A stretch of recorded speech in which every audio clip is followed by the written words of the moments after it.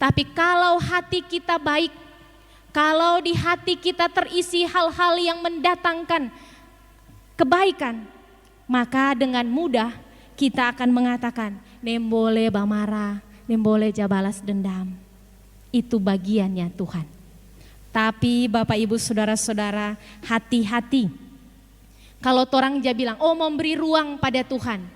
Kan Tuhan bilang pembalasan adalah hakku. Jadi kalau ada orang bikin jahat pada orang, beri ruang untuk Allah. Jangan jabalas, itu ruangnya Tuhan. Mar hati-hati kalau tuh jawab begini, Tuhan balas pada dia. Nanti nganen, nanti Tuhan balas. Dosa itu Bapak Ibu Saudara-saudara, dosa. Sebab kalau sikap kita demikian, berarti kita menginginkan pembalasan. Berarti orang mau balas. Dosa, berarti tong hati le jahat. Karena itu memberi ruang pada Allah, bukan Tuhan balas pada dia, nanti Tuhan balas pangana, bukan itu. Memberi ruang bagi Allah adalah melepaskan pengampunan kita. Nanti Tuhan urus pada orang, bukan tompe urusan. Nanti Tuhan urus, kita berdamai, kita melepaskan pengampunan.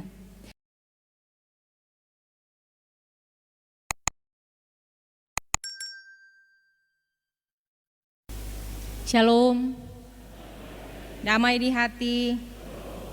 Saudara-saudara, hari ini hari Minggu kita merayakan, kita menghayati sengsara Yesus di minggu yang keempat. Mengucap syukur kepada Tuhan Yesus, sebab dalam semuanya itu kita selalu diberi sehat, dipelihara oleh Tuhan sehingga kita boleh melewati satu minggu yang boleh berlalu dan tiba di minggu yang baru. Dalam keyakinan bahwa di minggu yang baru ini berkat-berkat Tuhan sediakan bagi kita. Amin. Jemaat yang dikasihi dan diberkati Tuhan, kita merenungkan Markus pasal 6 ayat 14 hingga ayat 29 dengan tema perenungan hindarilah dendam. Saya ajak kita untuk mari sejenak kita melihat kitab Injil Markus. Injil ini adalah Injil yang paling pendek, Matius, Markus, Lukas, Yohanes.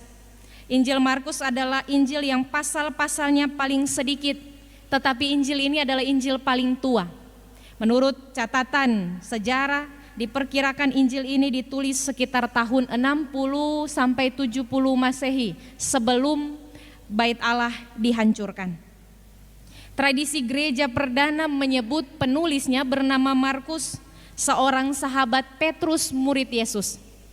Injil ini Bapak Ibu Saudara-saudara dialamatkan kepada orang-orang Kristen di Roma. Orang-orang Kristen yang terdiri dari golongan Yahudi, tetapi juga sebagiannya lagi adalah orang-orang bukan Yahudi. Mayoritasnya adalah orang-orang Yunani. Tujuannya apa? Pertama, supaya kabar baik bahwa Yesus adalah Allah yang datang sebagai manusia untuk menebus dosa. Supaya kabar baik ini diterima oleh semua orang. Mereka yang Yahudi, juga mereka yang bukan Yahudi. Tujuan yang lain adalah supaya menyemangati orang-orang Kristen di masa itu yang sedang menghadapi penganiayaan besar. Sebab catatan sejarah mencatat Kaisar Nero memerintah di sekitar tahun 64 Masehi. Di masa ini orang Kristen diperlakukan dengan sangat tidak manusiawi. Dihukum, dirajam, dibawa untuk berkelahi dengan singa, sebuah perlakuan yang sungguh kejam. Injil ini juga untuk meneguhkan iman orang percaya di masa itu, supaya mereka tidak menyerah, tetapi mempertahankan iman, meskipun di masa-masa yang tidak mudah. Penulis Injil Markus menjelaskan makna tentang salib dalam tulisan-tulisan Injil ini, bahwa salib benar adalah lambang kutuk dosa. Tapi bagi orang percaya salib adalah simbol kasih karunia. Sebab di atas saliblah Allah mengerjakan penebusan total, lunas, membayar kita semua. Orang-orang di masa itu, tetapi juga kita, gereja Tuhan, umat Tuhan di masa sekarang ini. Saudara-saudara yang dikasihi dan diberkati Tuhan, dalam catatan Injil Markus inilah kita menemukan cerita tentang Tuhan Yesus yang berkarya di dunia di masa itu, dan makin hari ia makin populer. Sebab Yesus mengadakan begitu banyak tanda dan mujizat. Dia terkenal semakin disebut-sebutkan namanya. Orang-orang mulai bertanya-tanya, siapa Yesus sesungguhnya? Siapa dia ini? Ada yang menyebut dia nabi yang terdahulu sudah datang lagi. Ada yang bilang dia itu Elia, sebab Elia terangkat ke sorga. Mereka pikir Yesus adalah Elia yang kembali datang di bumi. Tapi ada juga yang menyebut dia Yohanes Pembaptis yang bangkit dari kematian. Herodes, ini Herodes Antipas. Herodes adalah gelar, namanya Antipas. Herodes Antipas menyebut Yesus adalah Yohanes Pembaptis yang dulu telah dibunuhnya dan sekarang bangkit lagi. Bapak Ibu jemaat Tuhan, jadi ada yang namanya Herodes Agung. Waktu cerita tentang kelahiran Yesus yang memerintah di masa itu namanya Herodes Agung. Herodes yang menipu para majus yang bilang, kalau ngoni sodapa, babale bilang pak kita karena kita mau pergi menyembah dia. Itu Herodes Agung. Dia yang membunuh bayi-bayi di Bethlehem usia 2 tahun ke bawah dibunuhnya karena berharap dia bisa membunuh bayi Yesus. Itu Herodes Agung. Herodes Agung memiliki anak, salah satunya adalah Herodes Antipas. Saudara Herodes Antipas, anak Herodes Agung namanya Filipus. Dia juga disebut Herodes Filipus. Filipus ini menikahi ponakannya, namanya Herodias. Jadi Herodias ini cucu Herodes Agung. Filipus menikahi Herodias.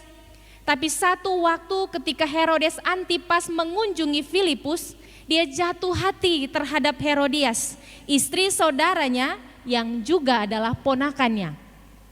Maka Antipas menceraikan istrinya dan dia mengambil Herodias dan menikahinya. Jadi dia ambil istri adiknya yang juga adalah ponakannya.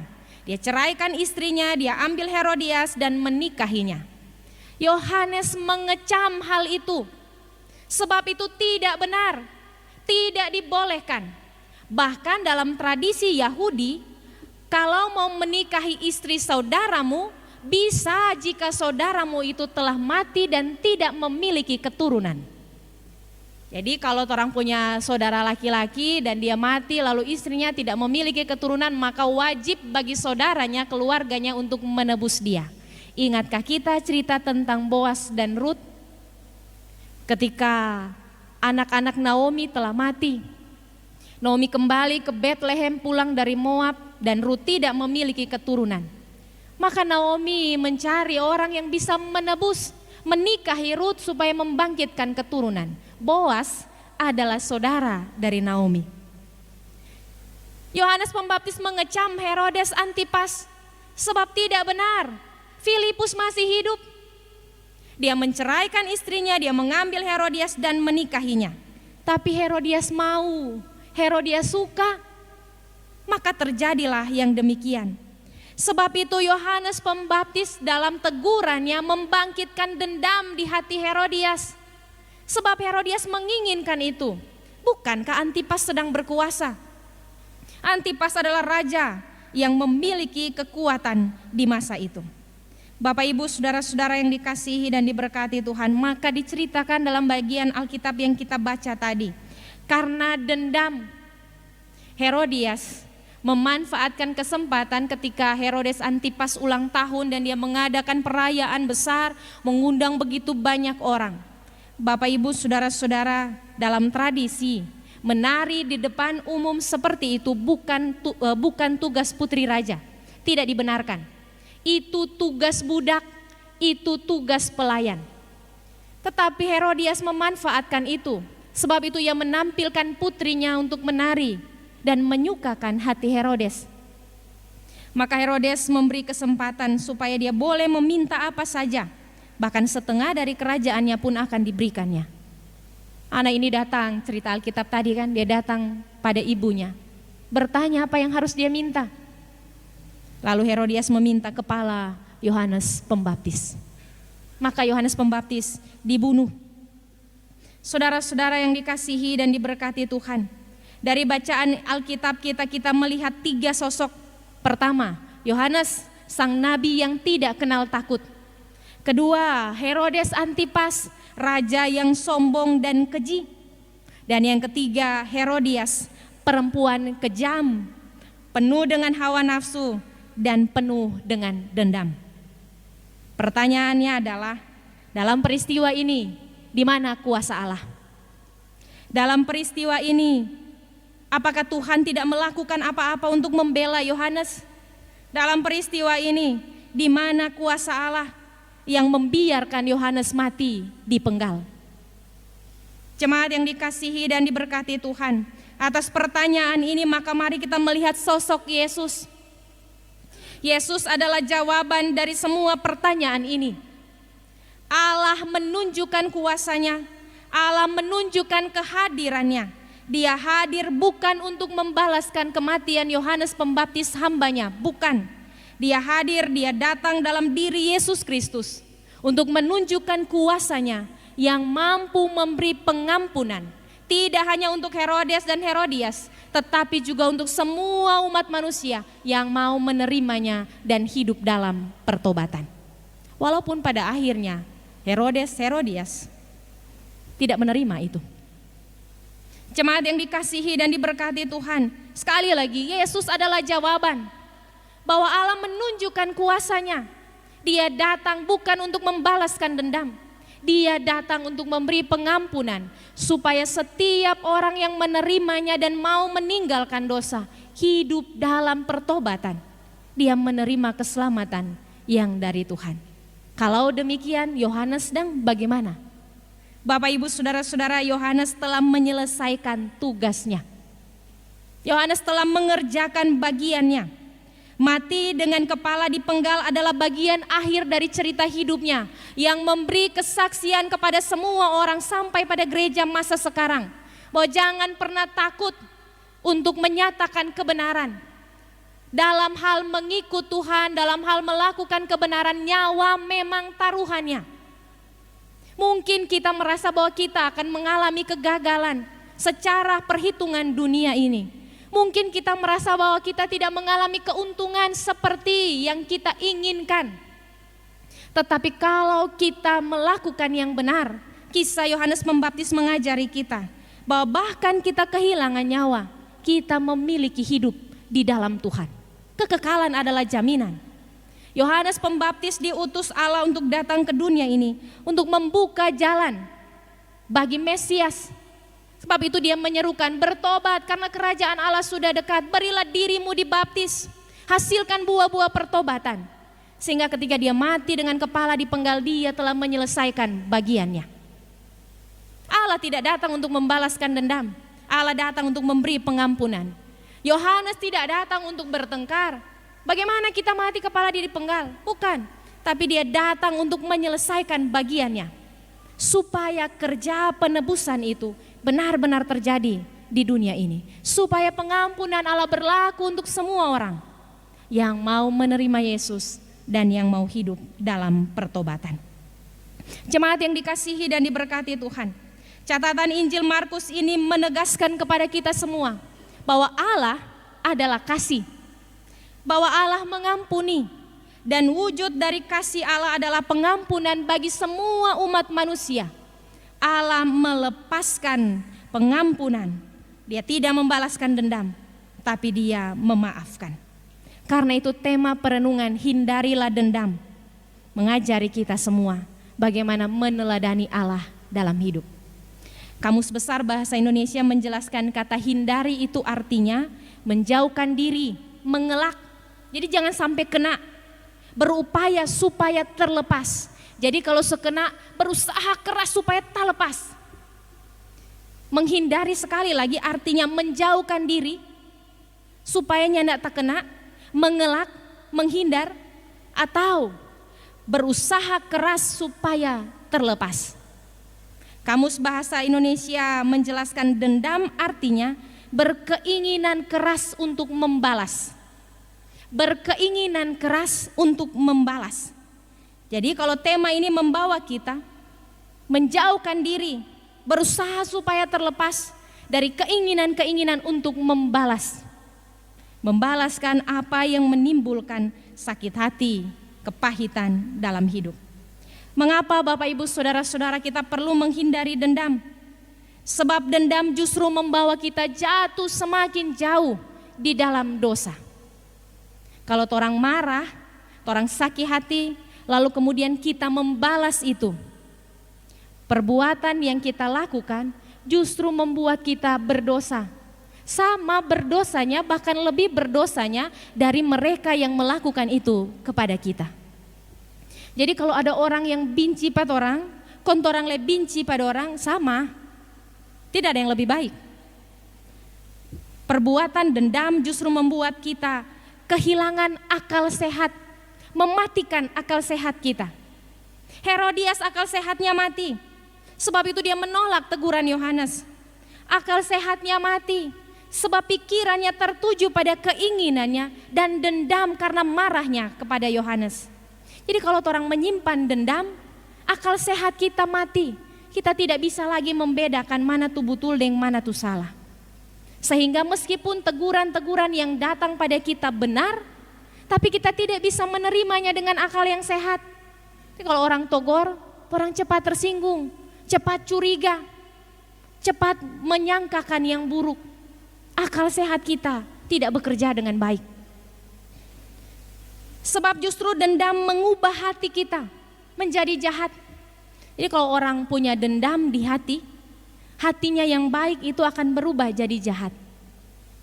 Sehingga biar dia sementara ada senang-senang, sukacita, Marpelia tuh orang yang dia taruh dendam, hati yang senang itu langsung berubah marah, langsung berubah tidak suka, kehilangan sukacitanya.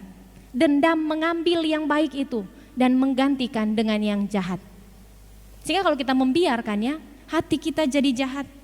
Dendam itu menciptakan kepahitan dalam hidup. Tidak hanya untuk orang-orang di luar rumah, termasuk di dalam rumah. Jadi anak-anak, kalau orang tua tegur, orang tua kasih ingat, lalu setiap kali mama tegur dia menyimpan, marah, papa tegur simpang marah, atau suami istri juga begitu, saudara begitu. Ada teguran simpang marah, ada sesuatu terjadi simpang marah, maka pahitlah hidup kita. Kita hidup dalam kepahitan. Karena kemarahan yang kita simpan, hal-hal baik yang terjadi di luar kita tidak lagi kita terima dengan baik. Biar orang lain yang backing atau orang berada di tempat yang berbeda. Ini marah dan simpang di Maumbi. Biar orang di Jakarta, di luar negeri, dimanapun, hati yang pahit itu justru membuat kita mengeluarkan hal-hal pahit dari hidup kita. Kata-kata kita pahit, pikiran-pikiran kita negatif. Walaupun tuh orang-orang di sekitar kita adalah orang-orang yang berbeda. Karena dari hati kita yang sudah terlanjur pahit.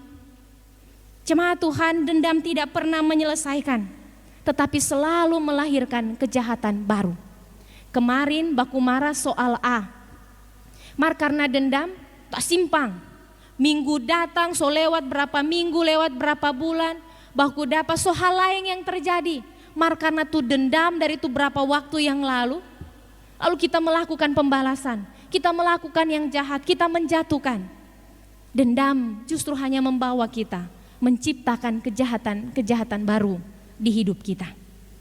Herodias menolak teguran dan menaruh dendam pada Yohanes. Hatinya menjadi jahat, akal sehatnya mati. Karena itu dari teguran Yohanes kemudian berbuah pada akhirnya tindakan membunuh. Dia hanya menciptakan kejahatan yang baru. Bapak Ibu, saudara-saudara yang dikasihi dan diberkati Tuhan. Karena itu belajar dari cerita firman Tuhan hari ini. Tema ini mengajak kita, mari hindarilah dendam. Dalam penghayatan tentang sengsara Kristus, mari hindarilah dendam. Mengelak, menjauhkan diri, berupaya keras supaya terlepas. Jangan ada dendam di hati kita. Terhadap orang tua, terhadap anak, suami terhadap istri. Karena ada yang begitu, menikah, berapa tahun menikah? 30 lebih, 40 lebih. Satu tinggal di sana, satu tinggal di sana. Kayak apa dong? Dulu kuat, lama sekali begitu dia. Karena menyimpan marah. Ada yang begitu, kenapa? Mau ibadah kalau pada perumah nak mau pergi. Kalau di satu tanpa ibadah biar lepa orang perumah. Kalau dia duduk di dalam, biar jo kita di luar. Padahal dia datang untuk mau cari Tuhan. karena menaruh dendam, menyimpan kemarahan. Dan itu tidak mendatangkan berkat, Bapak Ibu Saudara-saudara. Itu justru membuat kita kepahitan. Itu justru membuat kita mati akal sehatnya dan menjadi jahat. Kita berdosa, upah dosa adalah maut. Perenungan ini membawa kita untuk melihat, mari hindari dendam. Bagaimana kita melakukannya? Bagaimana orang mau baking itu? Pertama, Bapak Ibu Saudara-saudara, jaga hati kita. Amsal pasal 4 ayat 23 mengatakan demikian. Jagalah hatimu dengan segala kewaspadaan, karena dari situlah terpancar kehidupan. Jaga hati ini supaya selalu bersih, selalu baik.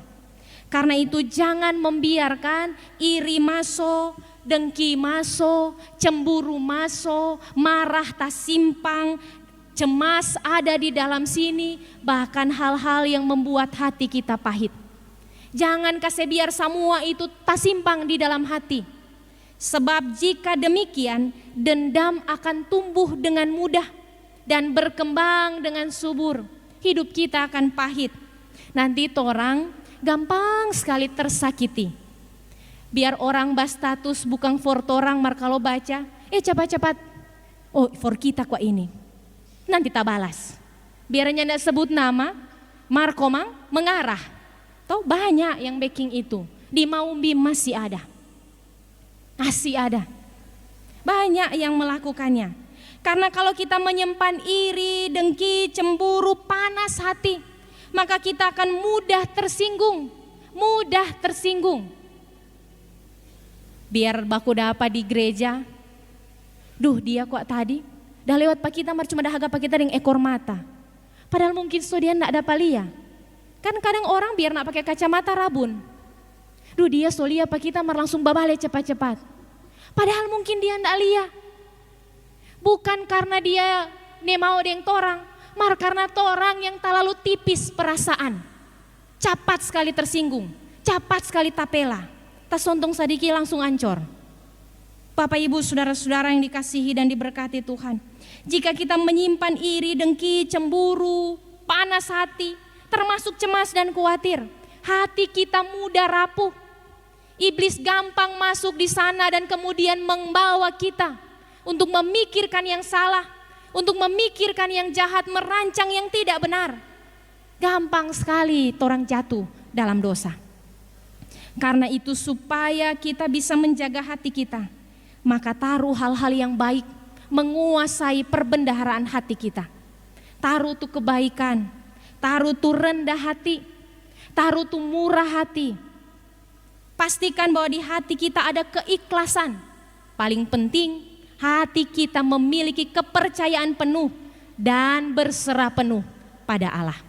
Sehingga Bapak Ibu saudara-saudara mudah bagi kita untuk menghindari marah. Kalau sesuatu terjadi, kong panas hati mulai muncul, gampang orang mau, oh sudah Jo. Mar kalau orangnya tidak punya itu, baru sadiki so picu semua muncul begini. Apa kok tak so bilang? Iya toh ngana toh, itu toh. Mar kalau orang taruh tuh yang baik di hati, gampang bagi kita untuk tidak usah marah, nyanda apa-apa. Taruh di hati kita hal-hal yang baik, supaya kita mudah mematikan dendam. Kemarin dulu dia ada backing tuh sakit pak kita. Baku dapat hari ini, dia mau minta tolong pak kita. Iblis cepat sekali dia bisa di telinga. Tuh kemarin dang. Karena so lupa tuh kemarin dang. Dia membawa kita untuk mengingat hal-hal yang sakit itu. Tapi kalau hati kita baik, kalau di hati kita terisi hal-hal yang mendatangkan kebaikan, maka dengan mudah kita akan mengatakan, nembole bamarah, nembole jabalas dendam. Itu bagiannya Tuhan. Tapi Bapak Ibu saudara-saudara, hati-hati. Kalau orang dia bilang, oh memberi ruang pada Tuhan. Kan Tuhan bilang pembalasan adalah hakku. Jadi kalau ada orang backing jahat atau orang, beri ruang untuk Allah. Jangan dia balas, itu ruangnya Tuhan. Mar hati-hati kalau tuh jawab begini, Tuhan balas pada dia. Nanti nganen, nanti Tuhan balas. Dosa itu Bapak Ibu saudara-saudara, dosa. Sebab kalau sikap kita demikian, berarti kita menginginkan pembalasan. Berarti orang mau balas. Dosa, berarti tong pe hati le jahat. Karena itu memberi ruang pada Allah, bukan Tuhan balas pada dia, nanti Tuhan balas pangana. Bukan itu. Memberi ruang bagi Allah adalah melepaskan pengampunan kita.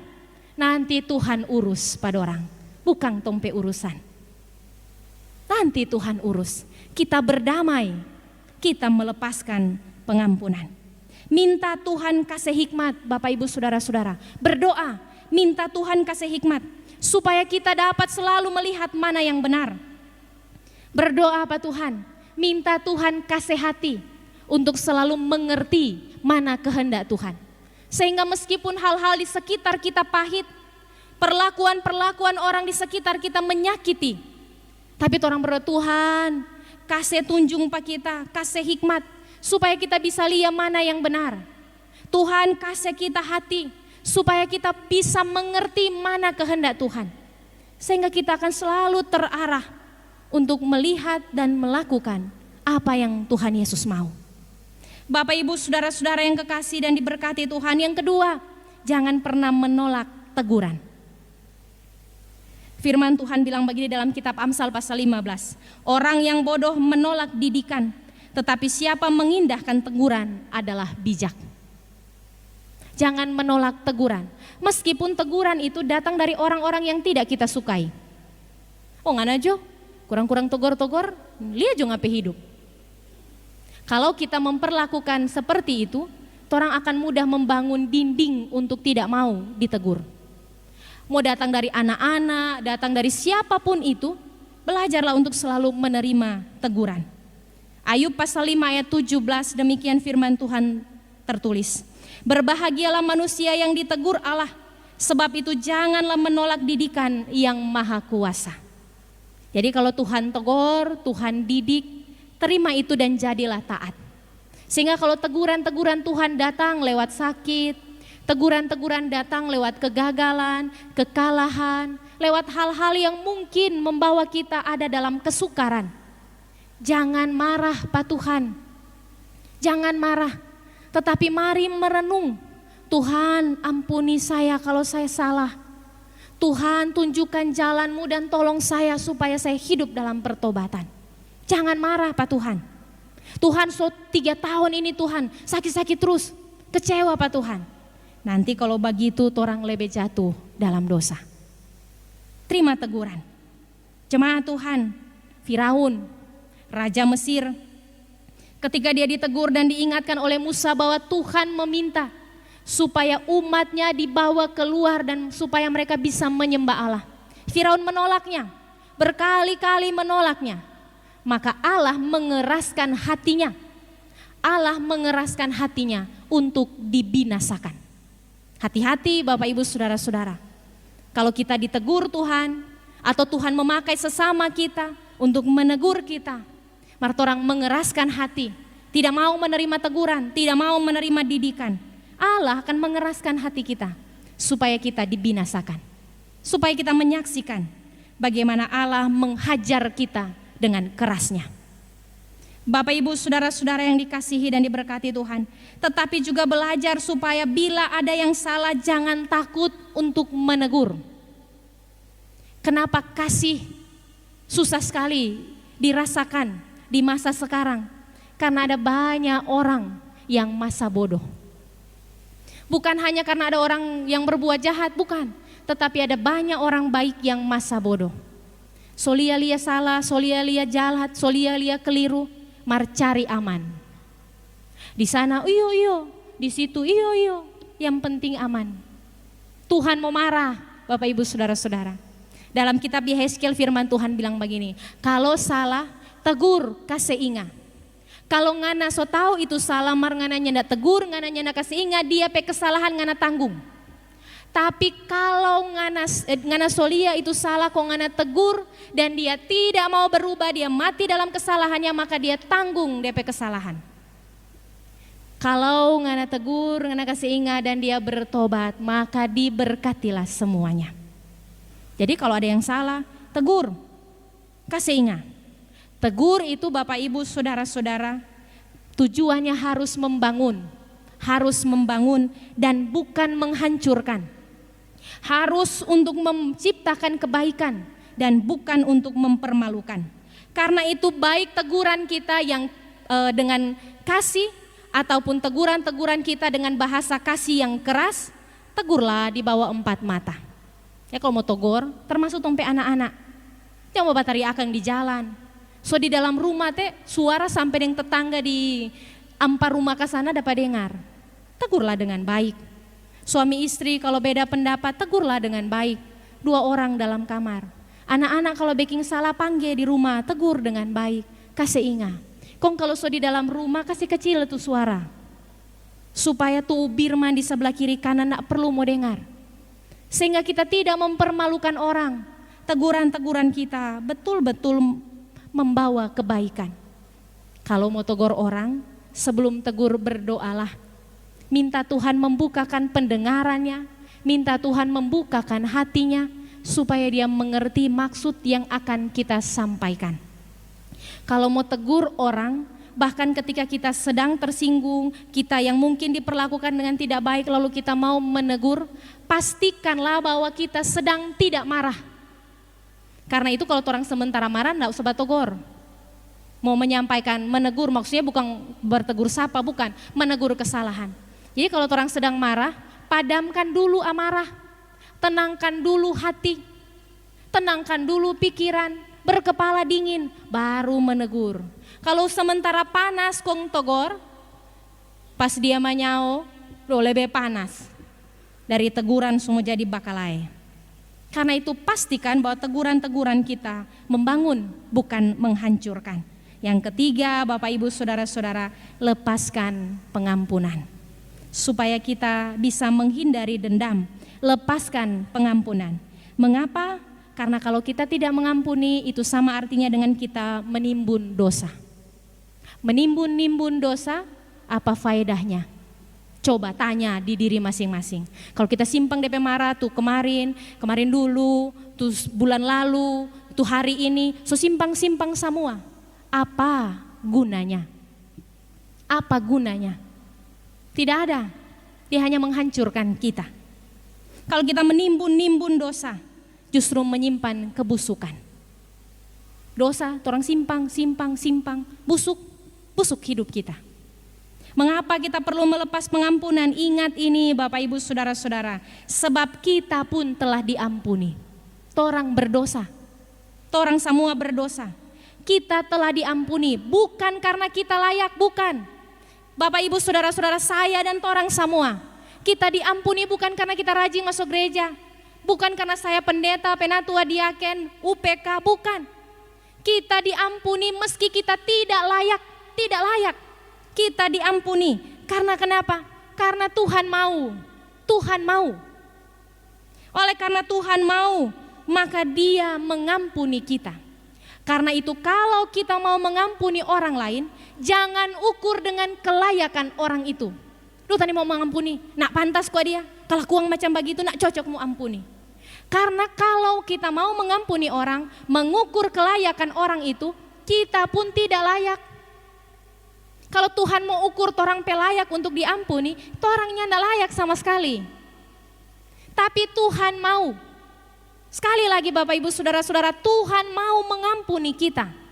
Karena itu kalau kita mengampuni orang, jangan lihat orang itu, tapi karena saya mau. Meskipun dia masih berbuat jahat, dia masih menyakiti kita, dia masih melakukan pelanggaran, dia sungguh-sungguh menyebalkan. Bahkan situasi seperti itu, bilang Pak Tuhan, Tuhan saya mau mengampuni. Tolong saya supaya melakukannya, saya mau mengampuni. Maka ampunilah, karena kita mau melakukannya. Paulus bilang, seperti untuk Tuhan dan bukan untuk manusia. Kita melakukannya karena kita mau untuk Tuhan. Saudara-saudara yang dikasihi dan diberkati Tuhan, koltong tanya, kongdang tuh orang yang kelakuan jahat itu? Nanti Tuhan urus. Saya selalu katakan itu dalam khotbah, nanti Tuhan urus. Itu urusannya Tuhan. Setiap kali kita melepas pengampunan, kita menerima berkat Allah. Percaya itu.